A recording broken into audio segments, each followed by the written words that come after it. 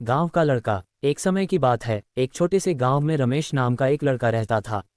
वह बहुत ही मासूम, ईमानदार और परिश्रमी था। उसका परिवार गरीब था, लेकिन उसके माता पिता ने उसे अच्छे संस्कार दिए थे। रमेश का सपना था कि वह बड़ा होकर अपने गांव का नाम रोशन करे और अपने माता पिता की गरीबी दूर करे। संघर्ष की शुरुआत। रमेश हर दिन स्कूल जाने से पहले अपने माता पिता के साथ खेतों में काम करता था। वह सुबह जल्दी उठकर अपने पिता के साथ हल जोतता और मां की मदद से घर का छोटा मोटा काम भी करता। उसके बाद वह स्कूल जाता और वहां पूरी लगन से पढ़ाई करता। गांव के बाकी बच्चे खेल कूद में लगे रहते, लेकिन रमेश का ध्यान केवल पढ़ाई और अपने भविष्य को संवारने में था। गांव में पढ़ाई के प्रति ज्यादा रुचि नहीं थी। लोग मानते थे कि खेती ही सबसे अच्छा काम है, लेकिन रमेश जानता था कि शिक्षा के बिना वह अपनी जिंदगी नहीं बदल सकता।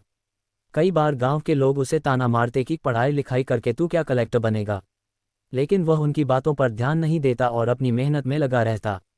ईमानदारी की परीक्षा। एक दिन की बात है, रमेश अपने स्कूल से लौट रहा था कि उसे रास्ते में एक पर्स मिला। पर्स खोलकर देखा तो उसमें बहुत सारे पैसे थे और एक आदमी का पहचान पत्र भी था।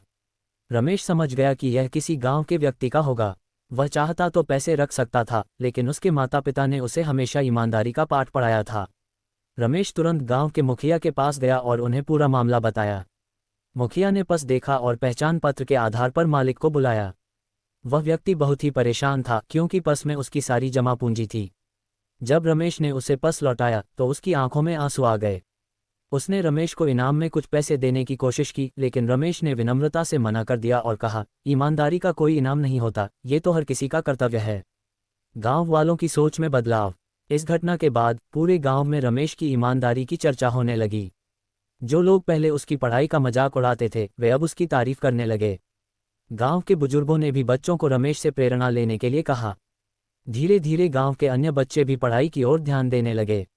रमेश की मेहनत रंग लाए। उसने स्कूल की पढ़ाई पूरी कर ली और शहर जाकर आगे की शिक्षा ली। वहां भी उसने अपनी ईमानदारी और परिश्रम से नाम कमाया। कुछ साल बाद वह एक सरकारी अधिकारी बनकर अपने गांव लौटा। अब वह वही कलेक्टर बन चुका था जिसका लोग कभी मजाक उड़ाया करते थे। शिक्षा और ईमानदारी की जीत। रमेश ने गांव में स्कूल और लाइब्रेरी बनवाई ताकि बच्चों को अच्छी शिक्षा मिल सके।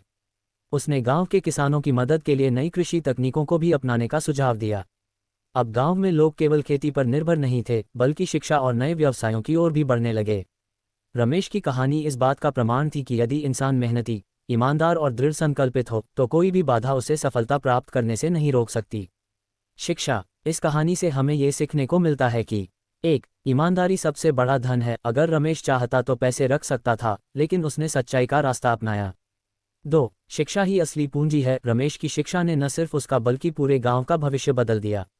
3. मेहनत का कोई विकल्प नहीं, कठिन परिश्रम ही इंसान को सफल बनाता है।